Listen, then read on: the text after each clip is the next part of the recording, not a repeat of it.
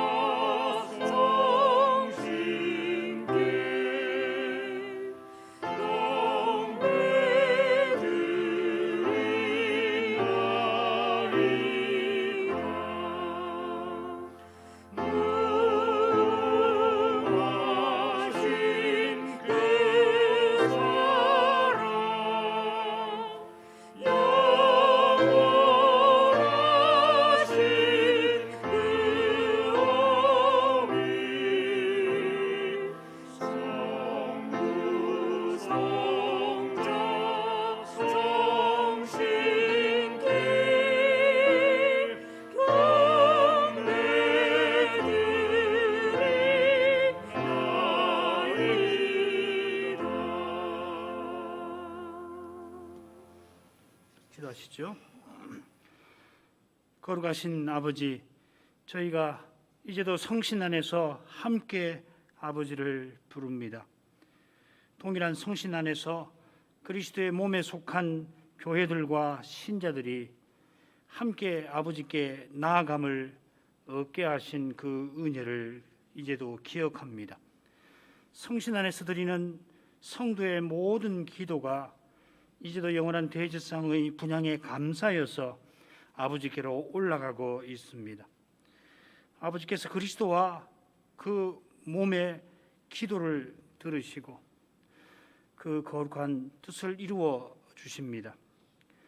계시록에 따르면은 제단 아래서 순교당한 영혼들이 마치 구약의 시인들처럼 언제까지 우리 피를 신원치 아니하십니까? 기도 드릴 때에 하나님께서 그 기도를 들으시고 너희는 잠시 쉬어라 하시며 친히 신원해 주실 뜻을 밝히십니다. 그처럼 땅에 있는 교회들이 드리는 참된 기도도 하나님께 들으심을 얻는 줄 믿습니다. 하나님께서 그리스도 이름으로 드리는 우리의 기도를 듣지 아니하실 리가 없습니다. 우리 생각에는 때때로 듣지 아니하시는 것 같을지라도 우리 생각과 달리 하나님께서 그 거룩한 사랑에 이끌려서 우리가 생각하는 것에 넘치는 일을 더욱 이루어 가실 것을 믿습니다. 그러므로 기도하기 힘든 그때에 주님의 사랑을 기억하고서 주의 이름을 더욱 부를 수 있게 하옵소서. 그처럼 저희가 기도해야 함에도 기도하지 아니하는 그때에 주께서 그 거룩한 사랑을 나타내 주셔서 저희를 친히 불러 주의 이름을 부를 수 있게 하옵소서. 주의 이름을 부르는 것이 여기서 저희가 할 그 일임을 일깨워 주옵소서. 주의 이름을 불러 주를 가까이 하는 그것이 저희가 언제든지 힘써야 할 일이요 장차 영원히 그 일을 하게 하실 것입니다. 그처럼 저희는 하나님을 향하여 태초에 지음 받았습니다. 과연 저희가 이제도 매 순간 주를 의지하여 있습니다. 이날에도 지금 기도하는 이 순간에도 하나님께서 저희에게 생명과 호흡과 만물을 주셔서 이렇게 살고 숨쉬고 기동합니다. 그리하심은 모든 형편에 저희가 주의 이름을 불러 주를 가까이 하게 하심인 줄 압니다. 주의 뜻을 좇아 살아서 주님께로 나아가게 하심인 줄 압니다. 그리할 수 있도록 저희들의 말씀을 듣게 하십니다. 들은 말씀으로 주의 이름을 부를 수 있게 하십니다. 과연 하나님의 말씀은 저희 영혼의 양식이 됩니다. 저희가 그리스도를 힘입어서 이제도 살아갑니다. 그리스도께서 하늘로서 내려오신 산떡이십니다. 그러므로 강단에서 오직 그리스도를 전해야 합니다. 전파된 대로 오직 그리스도를 신자마다 교회마다 고백할 것입니다. 저희가 이날에도 그리스도를 본받아 살기를 소원합니다. 그리스도를 본받아 선한 일에 열심하게 하옵소서. 그리스도께서 우리의 악을 하나님의 선으로 바꾸셨듯이 저희도 악을 악으로 갚지 않고 선으로 악을 갚을 수 있게 하옵소서. 하나님이 저희를 두신 그 자리에서 맺게 하시는 그 인간 관계를 통하여 또 거기서 행하라고 주신 일들을 행함으로 저희가 그리스도를 드러내게 하옵소서. 그리스도의 사랑을 나타내게 하옵소서. 거기에 저희가 지금도 교회로 존재하게 하신 이유가 있고 신자로서 살아가는 목적이 있습니다. 악을 선으로 갚아가는 그 길에 하나님과 그리스도를 미워하는 세상에서 거룩한 사랑을 드러내는 거기에 반드시 고난이 있겠지만은 그 고난이 그리스도를 본받는 증거이고 그리스도를 드러내는 생생한 실증입니다. 이것을 기억하게 하셔서 고난받는 그 길을 기꺼이 택할 수 있기를 원합니다. 그 길을 더욱 힘써서 걸어갈 수 있게 하옵소서. 그 길을 걷는 자는 비로소 살고 죽는 문제에 참된 해답을, 죄와 죽음이 있는 이 문제의 현실에 참된 해답을 발견하게 될 것입니다. 예수님의 이름으로 기도합니다. 아멘.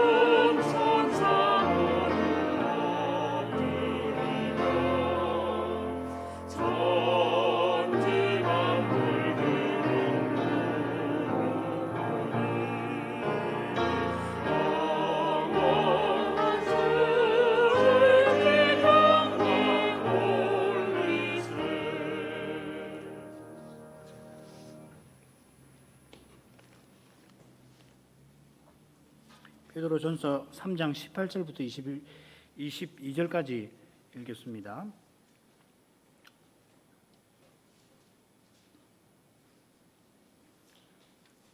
그리스도께서도 한 번 죄를 위하여 죽으사 의인으로서 불의한 자를 대신하셨으니 이는 우리를 하나님 앞으로 인도하려 하심이라.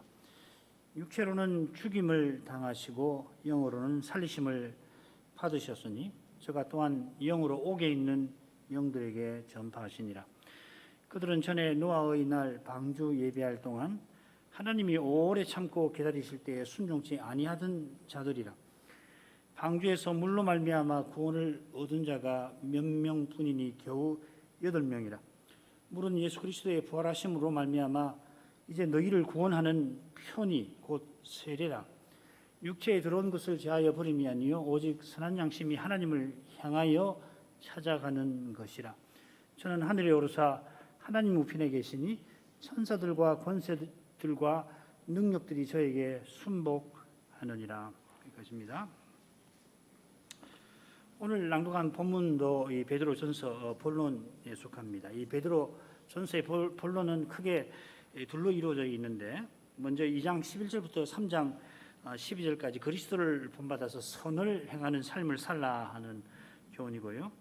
이어서 3장 13절부터 4장 11절까지는 그리스도를 본받아서 고난받는 삶을 살라 하는 교훈입니다. 신자가 이 세상에서 이 나그네로 살아가는데, 이게 베드로 전서의 독특한 그 주제이고 비슷한 것이 히브리서라고 생각되는데, 지금 여기서 신자답게 사는 길이 어디 있는가 하면 그리스도를 본받는 데 있습니다. 그리스도를 본받는 신자는 그리스도처럼 이 악한 세상에서 선을 행합니다.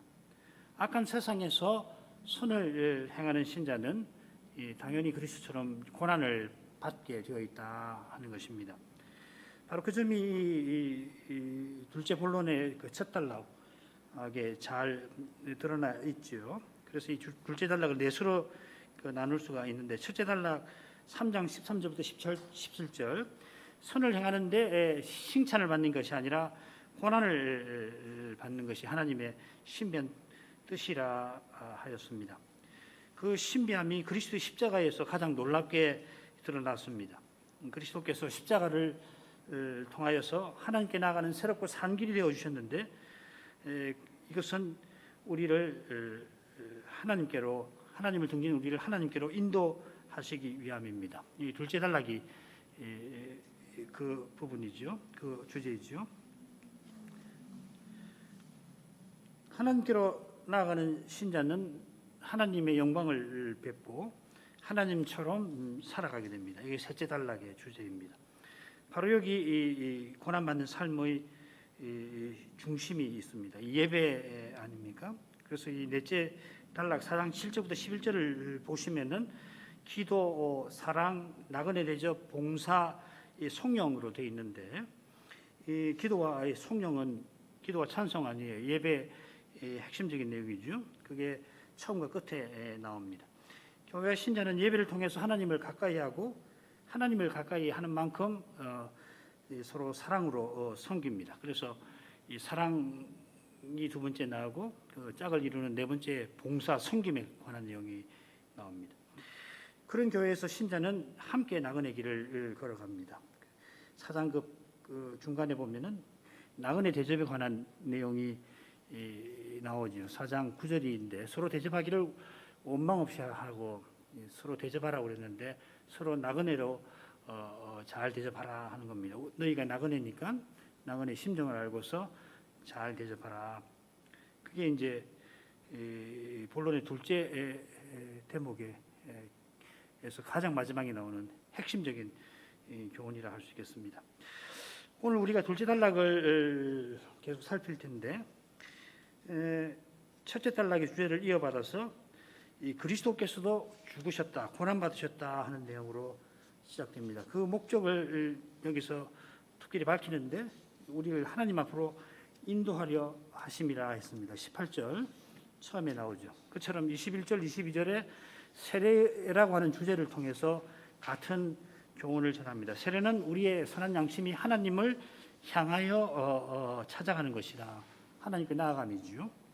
그러니까 비슷한 내용이 이 둘째 단락 처음과 끝에 나옵니다.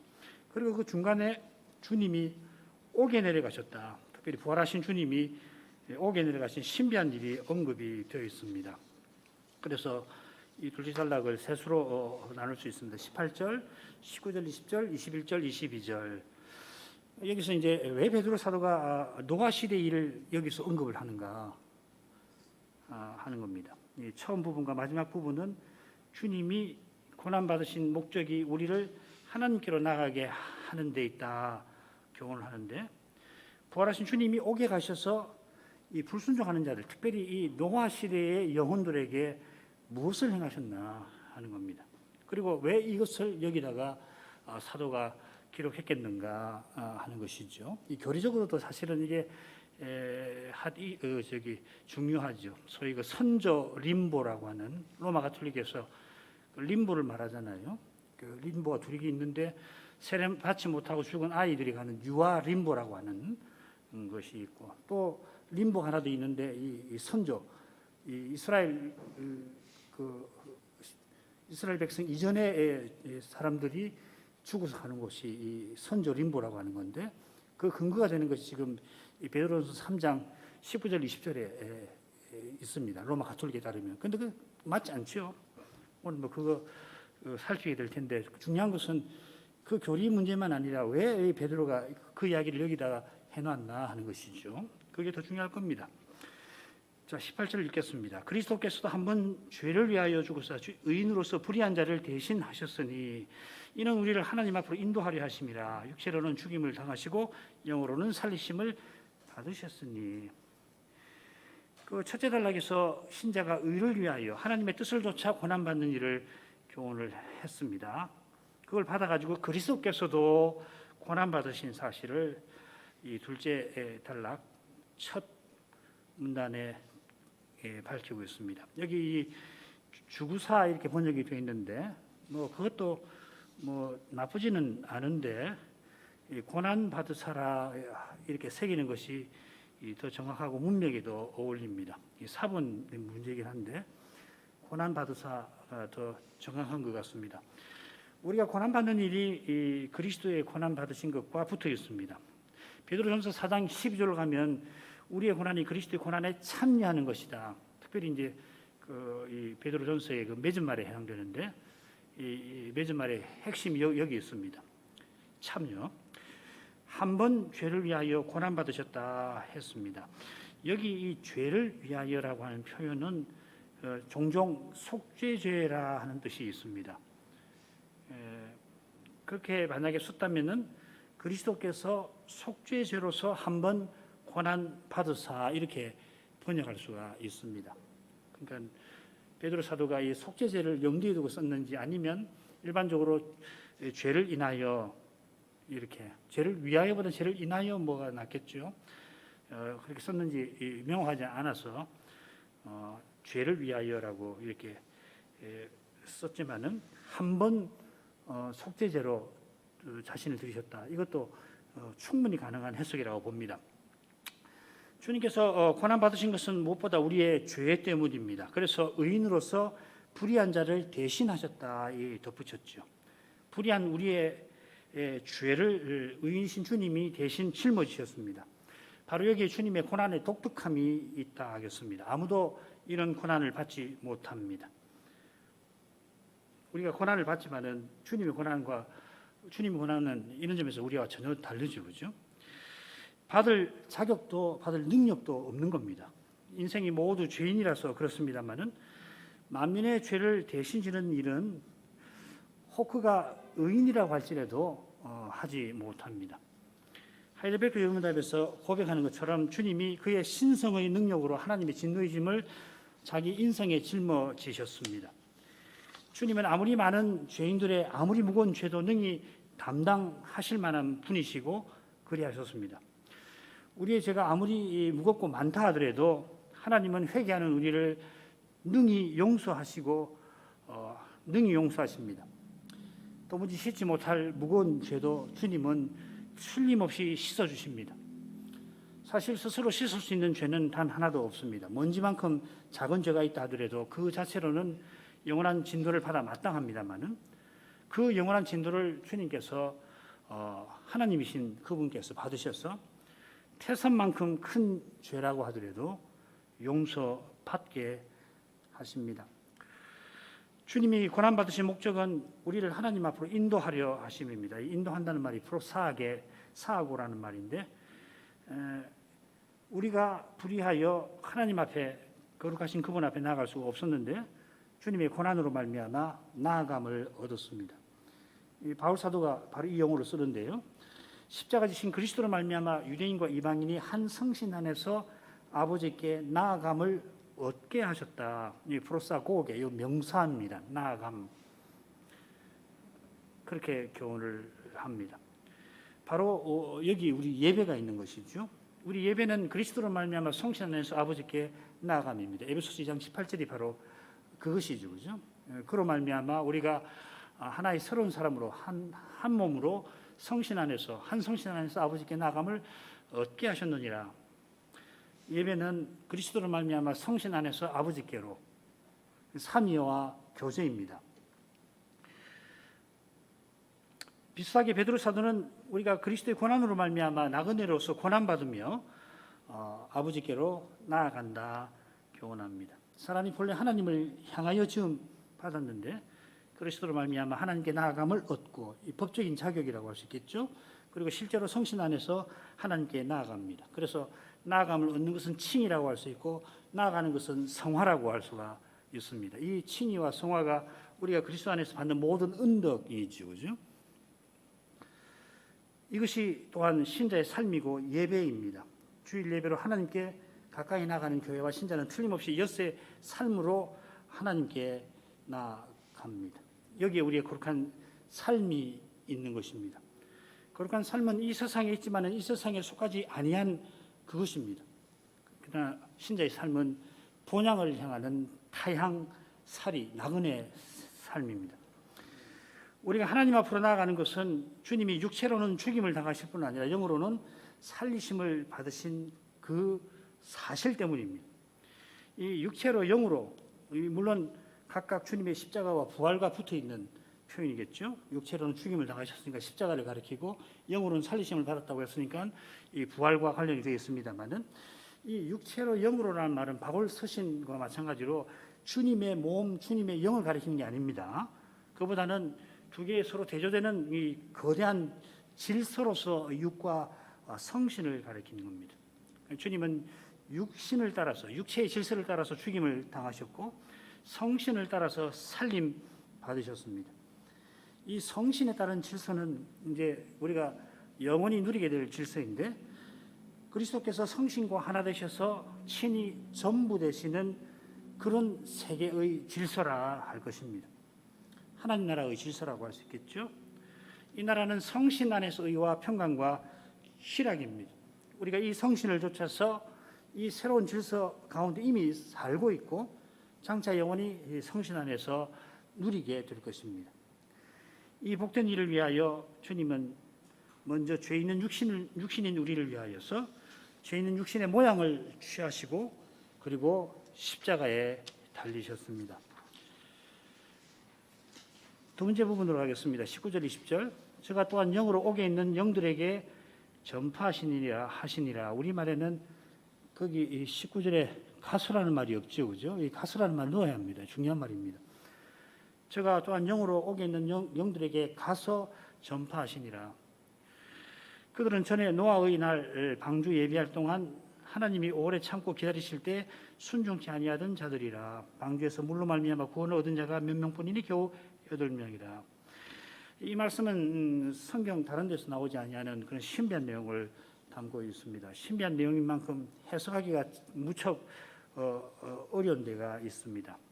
가장 원만한 해석을 택해서 무엇보다 사도가 이 내용을 여기 기록한 뜻, 그 교훈하는 바가 무엇인지를 봤는데 힘쓰려고 합니다. 첫째로 이 영으로라고 하는 말은 바로 앞에 표현이나 문맥을 가리킵니다. 영어 관계대명사 기억나시죠? 그 관계대명사로 되어 있습니다. 앞에 내용을 앞에 이제 선행사가 나오는 것이죠. 그러니까 예수님이 자기 영으로 가셨다는 뜻이 아닙니다. 18절 끝에 예수님이 성신으로 부활하셨다고 우리가 해석을 했는데 그 성신으로 가셨다 혹은 성신으로 부활하신 후에 가셨다 하는 뜻입니다. 그러니까 이제 예수님이 우리 사도신경이 이제 여기 관계되는데 사도신경에 장사되시고 어떻게 음부에 내려가셨으면 이렇게 되어 있잖아요, 그죠? 그것에 이제 근거로 이 구절을 대는 사람들이 있는데 그건 옳지 않습니다. 이 부활하신 후에 가신 거예요.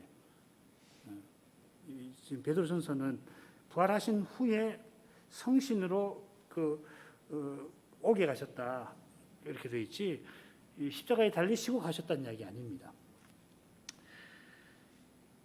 둘째로 옥에 있는 영들은 우리 지금 번역대로 20절에 그들은 노아의 날에 순종치 아니하던 자들 이렇게 번역되어 있는데 노아 시대에 하나님의 심판을 받아서 죽은 사람들의 영으로 보는 것이 가장 무난합니다. 셋째로 이 전파하셨다 하는 표현이 다른 데서는 바울 서신 같은 데서나 보면은 이 복음 전파를 가리켜서 흔히 사용이 됩니다만은, 근데 베드로 사도는 특이하게 이 복음 전파라는 말을 쓸 때 쓰는 표현이 있어요. 유앙겔리조마이라는 말, 유앙겔리조마이라서 그 복음이란 말이 이렇게 나오죠, 그죠? 유앙겔리온, 영어로도 이벤젤라이즈라는 말이 여기서 나오는 말이거든요. 그래서 복음을 전파한다 할 때는 이 유앙겔리조마이라는 말을 일관되게 사용하니까 여기서는 그야말로 일반적으로 선언하셨다, 문맥으로 보면 심판을 선언하셨다 하는 뜻으로 보는 것이 좋습니다. 주님이 전에 불순종한 사람들이 죽어서 영으로 갇혀 있는 그곳에 가셔서 그들을 구원하려고 복음을 전했을 리는 없는 거죠. 성경 어디에도 그런 건 없잖아요. 여기서도 마찬가지고 다른 목적으로 가셨는데 구원하러 가신 게 아니라 이 심판을 선언하려고 가셨다 하는 겁니다. 자, 이런 그 점들을 고려해서 사도가 뭘 전하려고 하는지를 간단히 살펴보십시다. 주님이 가서 선언하신 영들은 하나님의 경고를 멸시하고 순종치 않았던 자들입니다. 하나님이 노아들의 방주를 예비하라 하시고 무려 120년 동안 참고 기다리셨는데 성신께서 그들과 더 이상 씨름하시지 않을 만큼 그들의 죄는 차고 넘쳤습니다. 이게 창세기 6장에 나오는 표현이죠. 6장 3절. 이런 형편을 가리켜서 모세는 그들이 육체가 됨이라 하셨습니다. 우리말 성경은 성신이 더 이상 사람들과 함께 계시지 않는다 이렇게 번역이 되어 있을 텐데, 그보다는 성신께서 더 이상 사람들과 우리말은 나의 신이 영원히 사람과 함께하지 아니하리니 이렇게 번역되어 있는데, 함께 한다기보다는 상관하지 않는다는 이야기입니다. 씨름하지 않으신다는 이야기거든요. 이는 그들이 육체가 됨이라. 육체가 되어서 홍수 심판에 죽어 그 영이 지금 옥에 갇혀 있는, 음부에 갇혀 있는, 지옥에 갇혀 있는 그들을 향하여서 주님은 자기가 육체로 죽임 당하시고 성신으로 살림 받으신 그것을 선언하신 것입니다. 무슨 말이냐면 지금까지는 모든 사람이 육체를 따라 사는 것인데 주님의 십자가와 부활로 말미암아 이제 성신을 따라 사는 그런 시대가 시작되었다 하고서 선언하시는 것입니다. 바울 사도는 우리가 이제부터는 성신을 따라 그리스도를 아는 자가 되어서 아무도 육체대로 알지 아니한다. 또 누구든지 그리스도 안에 있으면 새로운 피조물이라 하고 선언하였습니다. 그리스도 안에서 새로운 질서가 시작되었습니다. 구약 때는 이 질서를 예언을 했잖아요. 그런데 선지자들이 예언한 그 질서, 새로운 하나님 나라가 드디어 시작되었다 하시는 것입니다. 그 새로움은 우리가 성신을 좇아 그리스도를 위하여 사는 거기에 있습니다. 그리스도를 위하여 사는 삶은 오직 그리스도를 본받고 따르는 삶입니다. 그 그리스도는 지금 우리를 하나님께로 인도하시는 것입니다. 그러니까 왜 하필이면 노아 시대에 죽은 영들에게 특별히 선언하셨나?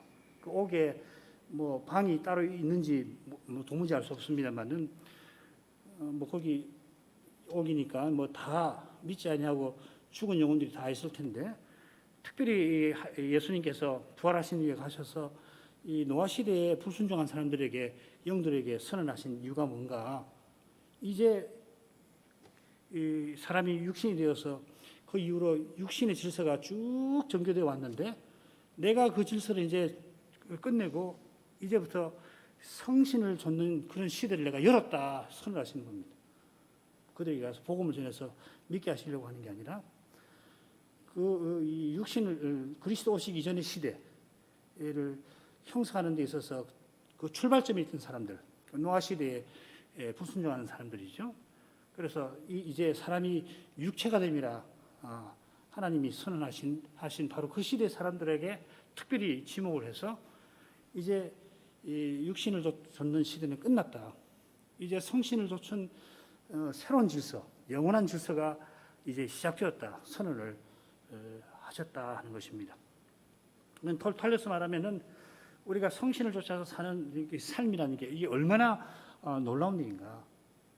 우리 지금 우리 이 교회 형편은 뭐 그것과 비해서 너무도 초라합니다만, 그럴지라도 우리가 이런 현실에서도 그리스도를, 성신을 의지해서 그리스도를 드러내는 것 매우 어렵지만은 조금이라도 이 그리스도의 인격과 사랑으로 끝까지 대하려고 하는 것, 그것이 있다면은 이런 상태로 우리의 삶이 끝나더라도 무의미하지 않을 거라 하는 것입니다. 그만큼 의미가 있는 것입니다. 왜 우리가 이렇게 살아야 하는가? 이 베드로전서에서는 왜 나그네로 사는가? 어제까지만 하더라도 친구고 친척이고 같은 세상에서 서로 어울려 살았는데 왜 그런 친척과 친구들에게 심지어 선을 행하는데도 비난받으며 사는 이유가 뭐냐? 그건 바로 여기 있다는 겁니다. 그리스도를 드러내기 위해서 본받아서 그리스도를 드러내라고 이렇게 살게 하신 거다. 나그네 삶이 뭐 100년이 됐든지 50년이 됐든지 10년이 됐든지 1년이 됐든지 상관없이 그 주어진 세월 동안에 주신 소명, 아내든지 남편이든지 뭐 자연이든지 종이든지 상관없이 그 주신 그 소명의 자리에서 그리스도를 드러내면 족한 것이다. 그만큼 주님께서 행하시는 일은 위대하다. 성신을 쫓아 사는 시대에는 실로 놀라운 일이다 하는 걸 이 베드로가 강조를 하는 것입니다.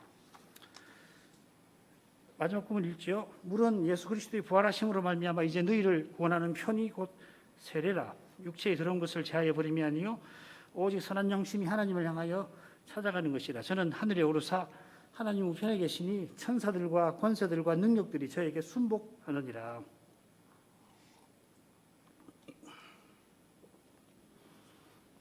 이 11절에 물은 20절에 나오는 노아 홍수의 물을 가리킵니다. 8사람이 방주에서 물로 말미암아 구원 얻었는데 그 물이 이 세례의 표로서 세례를 상징합니다. 옛날에 홍수로 모든 인류가 심판받아 죽었는데 사도는 물로 말미암아 구원 얻었다 합니다. 얼른 이해하기 힘든 면이 있긴 합니다만은 역시 세례를 가리키는 홍해물은 어떻습니까? 고린도전서 10장 1, 2절에 보면 이 홍해물을 세례라고 바울 사도가 해석하잖아요. 이스라엘이 이집트를 탈출할 때에 바로의 군대가 턱밑까지 추격했는데 앞에는 홍해가 가로놓여 있습니다. 그런데 그 홍해에서 바로의 군대가 몰살을 당했고 이스라엘은 가나안으로 가는 길을 얻습니다. 그처럼 강포가 가득하던 세상에, 폭력이 가득하던 세상에 죄악이 관영하여서 사람의 생각의 모든 계획이 항상 악한 그 사람들이 홍수의 물에 심판받아 죽었고 노아의 식구들은 지금 하늘과 땅에서 구원을 소망할 수 있었습니다.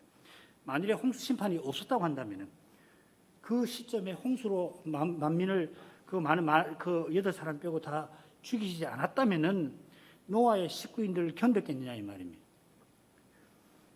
얼마나 끔찍한 시대인가를 짐작할 수가 있겠죠. 하나님이 평생 동행하던 에녹을 하늘로 옮기신 데서 미리 보여주셨듯이 노아와 그 식구를 이 물로 말미암아 구원하신 것입니다. 멸망하는 세상에서 건져 주셨습니다. 노아와 그 식구도 본질상 물로 말미암아 심판받아 마땅했고 이스라엘도 홍해물에서 바로의 군대와 함께 몰살당해도 아무 할 말이 없습니다. 그처럼 우리가 세례받을 때 주와 함께 죽습니다. 주와 함께 살기 위하여 먼저 주와 함께 죽어야 합니다. 주님이 먼저 우리를 위하여 죽으신 덕분에 주님 안에서 우리 옛사람이 죽어버렸습니다. 우리 옛사람은 죽어버리고 그리스도께서 이제 우리 안에 사셔서 우리가 성신으로 새 사람으로 삽니다. 이게 세례의 뜻입니다. 그래서 베드로는 세례가 우리를 구원한다고도 표현합니다.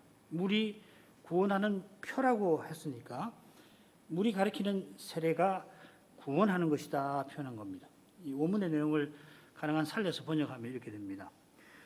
이는 물은 세례의 표이고 세례가 너희를 구원하니 곧 육체의 더러움을 제함이 아니고 선한 양심이 하나님을 향하여 찾아감이고 예수 그리스도의 부활로 말미암음이라.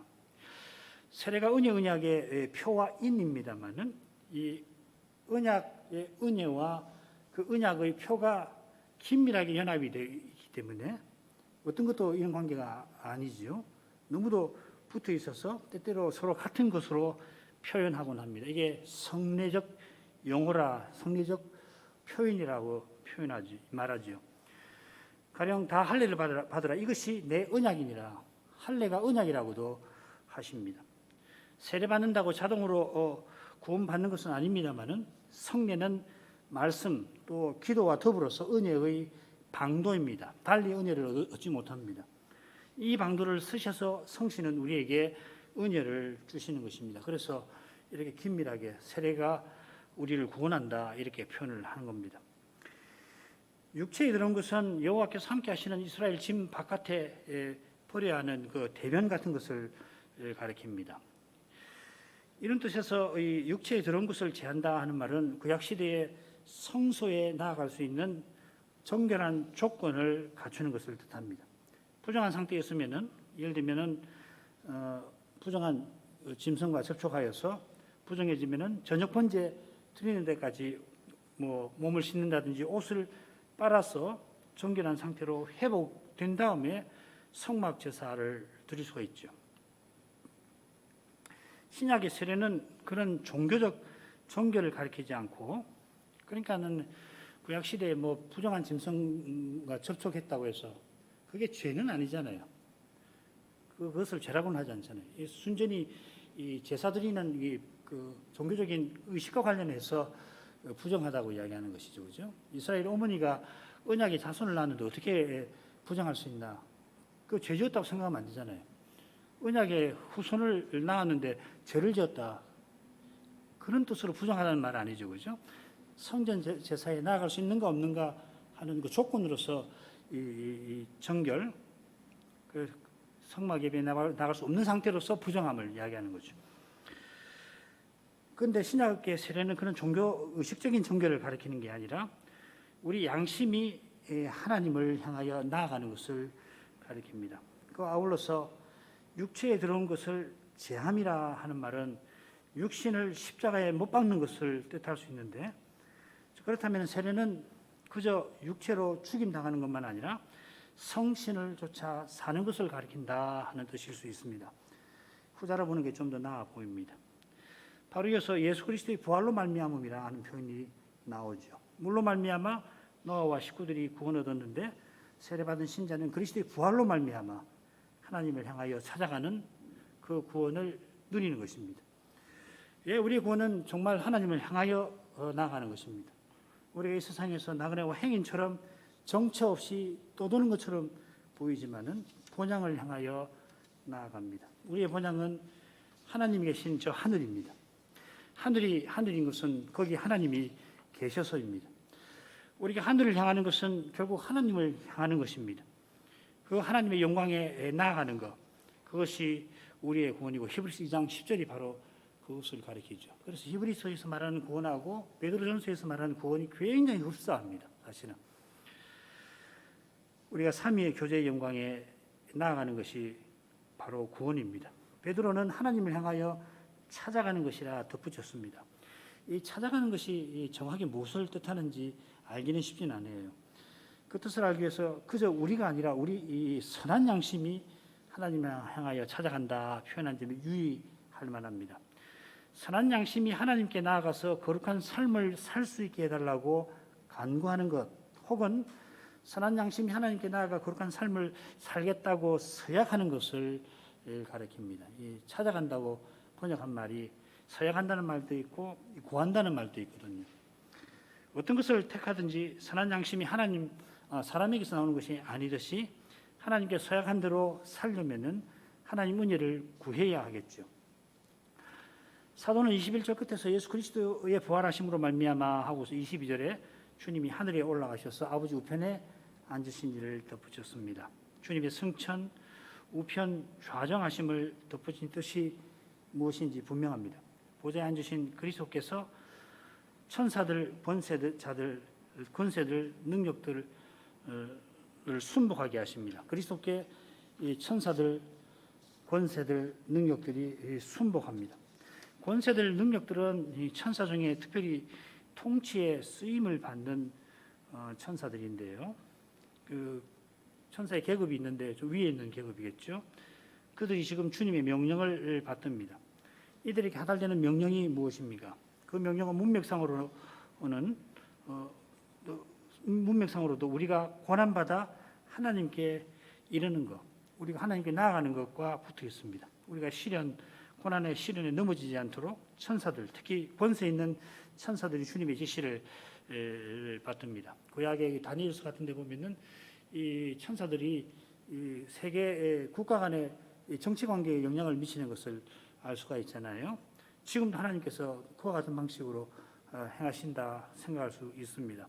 우리의 눈앞에 지금 국제 정치가 아주 어지럽게 전개되는데 그게 인간들만의 상하 관계로 끝나는 것이 아니라 그 뒤에 신령한 작용이 있다라고 하는 것을 우리가 생각을 해야 할 것입니다.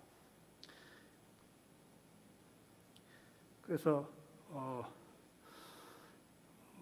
이런 평안이 언제까지 갈는지 알 수 없지만은 정치적인 큰 격변이 일어나 가지고서 우리의 삶이 하루가 지났는데 어제와 전혀 다르게 어려운 환경으로 접어들 수가 있을 겁니다. 그럴 때도 이런 말씀을 생각해서 그리스도께서 그 모든 것을 다스리고 계신다. 그 일을 위해서 천사들을 쓰신다 하는 것을 기억을 할 것입니다.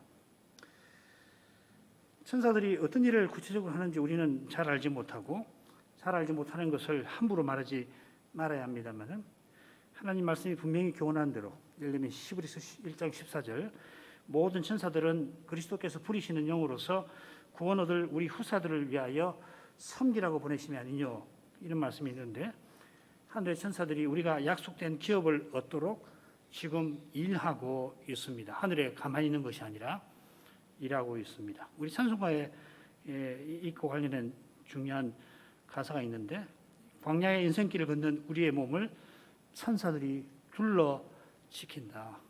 이게 무슨 시적인 표현이 아니라 과연 하나님께서 이러한 방식으로 우리를 오늘도 돌보고 계시는 줄 믿습니다. 오늘 이만큼 하죠?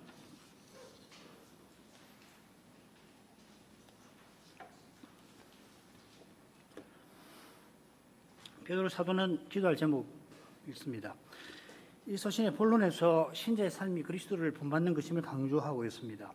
본론의 줄대 제목에서는 그리스도를 본받아 특별히 고난받는 그 점을 특히 교훈합니다. 우리가 그리스도처럼 살면은 이 땅에서 고난받아야 합니다. 그리스도께서 우리의 본이 되려고 고난받으셨는데 고난받으신 목적은 우리를 하나님께로 이끄시는 거기였습니다.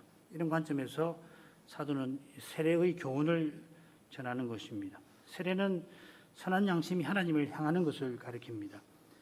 우리가 그리스도를 본받아 고난받을 때 하나님의 이름을 부르는 거기서 세례받은 뜻이 이루어집니다. 달리 말하면 우리의 구원이 실현되어 갑니다. 이런 점에서 사도는 특별히 이 부활하신 그리스도께서 성신으로 옥에 있는 영들에게 심판을 선언하신 사실을 언급하고 있습니다. 이 영들은 특별히 노아 시대에 순종치 아니하고 심판받은 자들의 영혼입니다. 그들이 심판받은 이유가 사람이 육체가 된 데 있다고 모세는 전합니다. 특별히 강포, 폭력에 대해서 언급하지 않습니까? 이후로 사람은 육으로 나서 육에 속합니다. 그런데 부활하신 그리스도께서 살려주는 성신이 되셔서 이제 그리스도를 믿는 사람은 성신으로 거듭나고 성신적인 사람, 신령한 사람으로 살게 하십니다. 그런 위대한 시대가 이제 시작되었다 하고서 주님께서 부활 후에 그들에게 가서 특별히 선언하셨다 하는 것입니다. 그리스도를 본받아 고난받는 삶이 바로 신령한 삶입니다. 장차는 신령한 몸까지 입어서 부활하신 그리스도처럼 영광스럽게 살아갈 것입니다. 거기에 비하면 성신의 인도를 받아 자기 십자가를 지고 살아가는 지금은 사람의 눈에 초라하게 보일 수 있습니다. 그리스도를 본받아 선을 행하는데도 이전에 친구와 친척에게 비방받아야 합니다. 멸시받아야 합니다. 그런데도 보복하지 않습니다. 당합니다. 참 이보다 괴로운 일이 없겠지요. 그러나 참된 믿음은 주님의 교회에서도 이런 일을 겪어야 합니다. 이게 가장 괴로운 일이죠. 그러나 이런 일은 성신으로 행하는 사람만 겪습니다. 성신의 소욕을 좇는 사람은 그런 일을 겪을 수가 없습니다. 받을 수가 없습니다. 받은 대로 갚으려 할 것이라 그러합니다. 그리스도와 함께 고난받는 일은 실로 놀라운 일입니다. 이 놀라움이 지금 이 헤아려서 실로 새로운 것, 찾아볼 수 없는 새로운 것입니다. 우리 모두가 이 새해에도 이런 삶을 살게 되기를 구합니다. 아울러서 이 홍수민 조사의 목사고시를 위해서 기도해 주시고, 그래서 교회의 하나님 말씀이 계속 전파되게 해주시기를 우리가 함께 기도하도록 하겠습니다. 기도하겠습니다.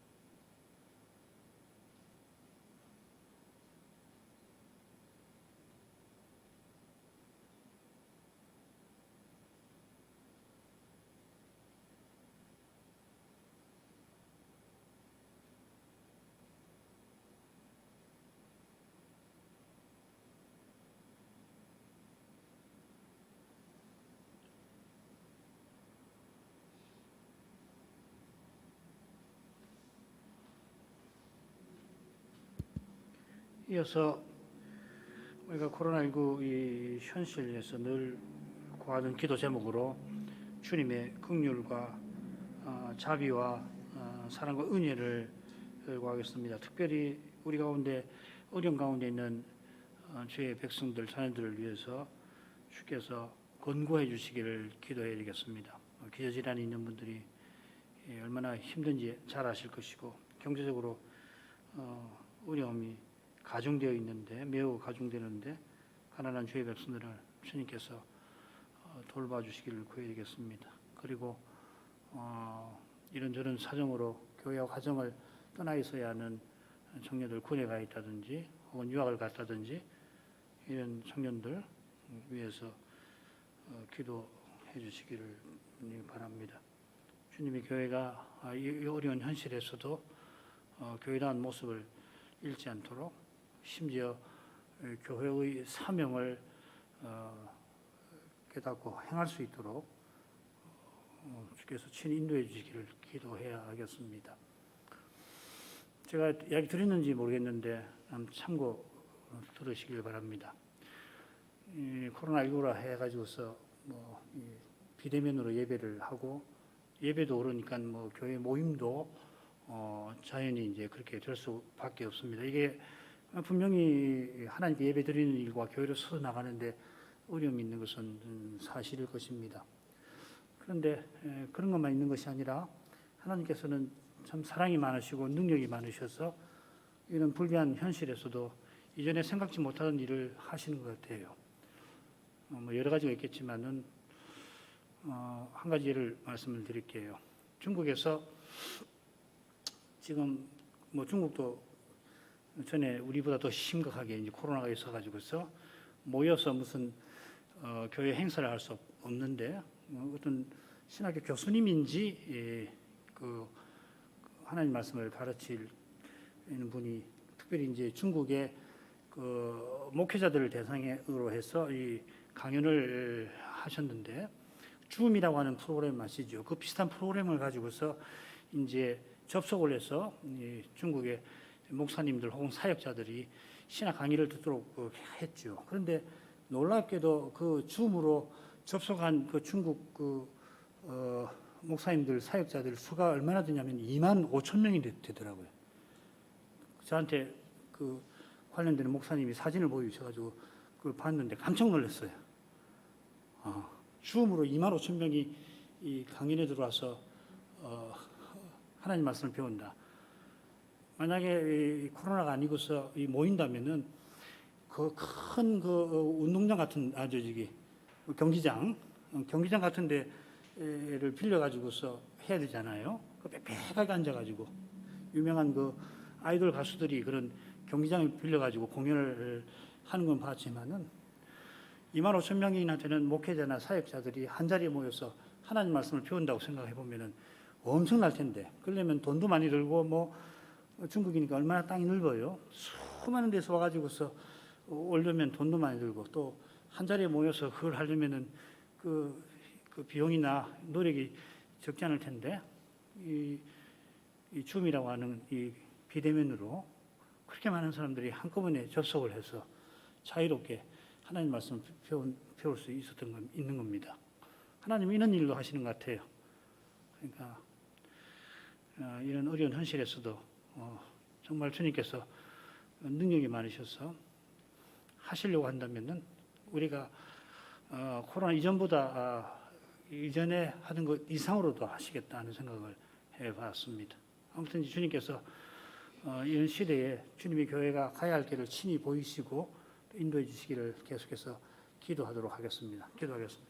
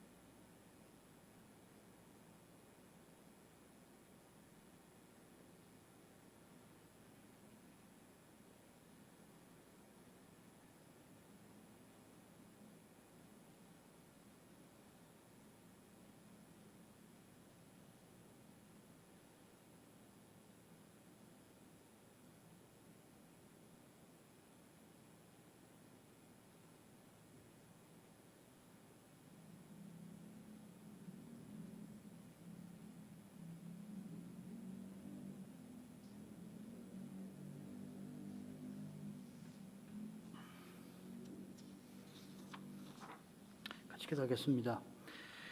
걸어가신 아버지, 저희가 그리스도를 본받아 살도록 먼저 그리스도를 저에게 아낌없이 내어주신 은혜를 기억합니다. 하나님 사랑이 얼마나 큰지 이제도 다 헤아리지 못하오며 장차도 영원히 헤아려 나아가게 하실 줄 믿습니다. 헤아리는 만큼 우리에게서 찬송이 솟아날 것입니다. 그 찬송이 영원히 하나님께로 올라갈 것입니다. 그처럼 지금 저희 찬송이 그 영원한 순간을 향하여 나아가는 것 되기를 소원합니다. 그리스도를 본받는 교회와 신자는 주님처럼 악을 선으로 갚기 때문에 하나님의 선으로 사람의 악을 내놓는 이 악한 세상에서 고난을 받습니다. 이것이 그리스도께서 고난받으신 목적이라고 사도가 교훈하였습니다. 그처럼 우리가 그리스도를 본받아 고난받기 위하여 부르심을 입었다고도 하였습니다. 저희가 틀림없이 장차는 그리스도처럼 그리스도와 함께 영광에 이를 것입니다. 그리스도와 함께 영광을 얻게 하려고 저희를 죄와 죽음이 있는 이 세상에서 불러내셨습니다. 저희는 이제 이 세상에 속한 자가 아니고 하늘에 속한 자가 되게 하셨습니다. 하나님께서 저희를 저 하늘에 이르게 하시려고 지금 이 세상에서 나그네로 살아가게 하십니다. 저희가 여기서 정처 없는 나그네 같지만은 그러나 본향을 향하여 가는 나그네입니다. 저 영원한 하늘에 이르도록 이날에도 그리스도께서 친히 말씀과 성신으로 저희를 인도해 주심을 믿습니다. 주께서는 죄와 죽음이 있는 이 현실 한가운데로 저희를 인도해 가십니다. 세상에 속하지 아니하였지만은 여전히 이 세상에 있게 하십니다. 이는 저희가 이 세상에서 그리스도를 드러내게 하심인 줄 압니다. 그리스도를 본받게 하심인 줄 믿습니다. 저희가 영원히 그리스도와 같아질 것이므로 지금 여기서부터 그리스도를 본받으라 하셨습니다. 과연 주님께서 부활하신 후에 옥에 가셔서 특별히 노아 시대에 불순종한 그 멸망한 영들에게 새로운 시대가 시작되었음을 선언하셨는데 그 새로운 시대에 사는 그런 시대를 드러내는 그런 삶을 살도록 하신 줄 믿습니다. 이것이 얼마나 놀라운 일이며 위대한 사실인가를 기억하여서 고난받는 삶을 잘 견딜 수 있게 하옵소서. 죄의 끔찍한 현실 앞에 저로 말미암은 그 죽음의 두려운 그림자가 들이오는 현실 가운데에서 저희가 그리스도를 바라보게 하옵소서. 저희와 함께 하시는 그리스도를 의지하게 하옵소서. 이처럼 연약한 저희를 통하여 자신을 드러내시는 그리스도의 그 거룩하심을 맛보게 해 주옵소서. 그리하여 연약한 인생이 견디기 힘든 거기서 주님은 친히 우리의 연약함을 통하여 그 거룩한 능력을 드러내시는 거기서 주의 영광을 보게 하옵소서. 그리하여 더욱 주님을 더 의지하게 하옵소서. 모든 것을 주님께 의탁할 수 있게 하옵소서. 주님과 삼아주신 거기서 참된 위로와 참된 구원을 맛보게 하옵소서. 여전히 풀리지 아니하는 문제 속에서 어쩌면은 이 생명이 다하는 순간까지도 풀리지 아니할 것 같은 문제들 앞에서 그리스도께서 이미 참된 해답이 되심을 어려울 때마다 깨달아가게 해 주옵소서. 마음의 큰 근심과 걱정이 실로 캄캄한 그런 두려움이 들이올 때에 그리스도께서 우리의 참된 기쁨이 되심을 의심치 않게 해 주옵소서. 주님께서 모든 문제에 참된 해답이 되어 주셔서 저희로 하여금 영원히 참된 즐거움을 누리게 하실 것을 의심치 말게 하옵소서. 이 소망 위에 견고히 서서 우는 자들과 함께 울면서 하늘의 기쁨을 함께 누릴 수 있게 하옵소서. 그 기쁨으로 말미암아 주님을 찬송하게 하시고 특별히 그리스도의 그 아름다우심 안에서 날마다 주시는 모든 선한 것을 참으로 누릴 수 있게 하시옵소서. 예수님 이름으로 기도합니다. 아멘.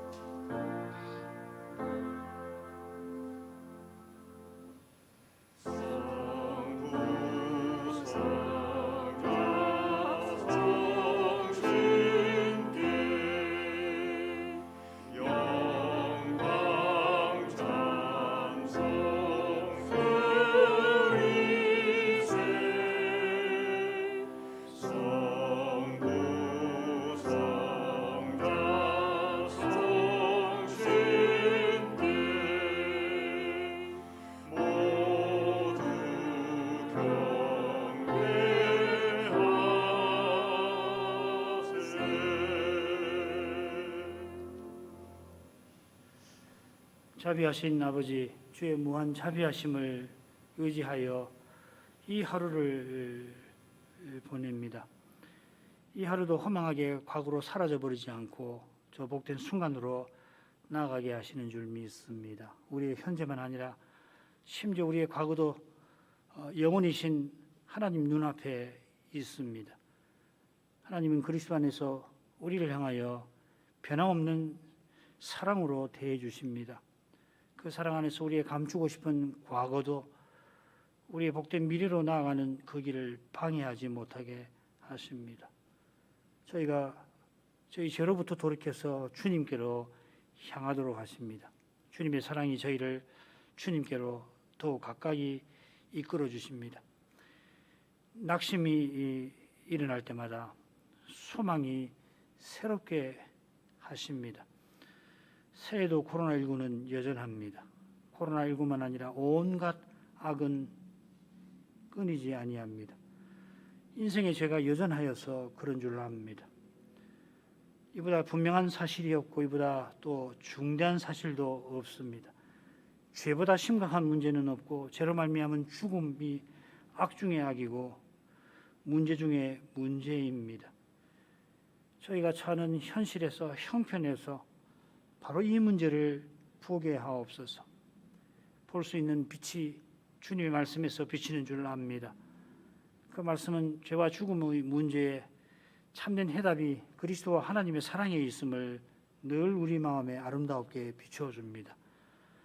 그 거룩한 빛을 항상 구합니다. 하나님의 사랑이 우리에게 절실한 전부임을 이제도 고백합니다. 특별히 어려움 가운데 있는 주의 백성들, 몸이 약한 이들, 가난한 이들, 또 이 추운 계절에 군복무 중인 청년들, 이런저런 이유로 교회와 가정을 잠시 떠나 있는 이들을 주님께서 위로하시고 격려해 주시옵소서. 어려운 처지에서 주님을 더욱 갈구하게 하시고 힘든 일상에서 주님을 더욱 가까이 할 수 있게 하옵소서. 예수님 이름으로 기도합니다. 아멘. 여기서 기도회를 마치겠습니다. 핵신사들 올립니다.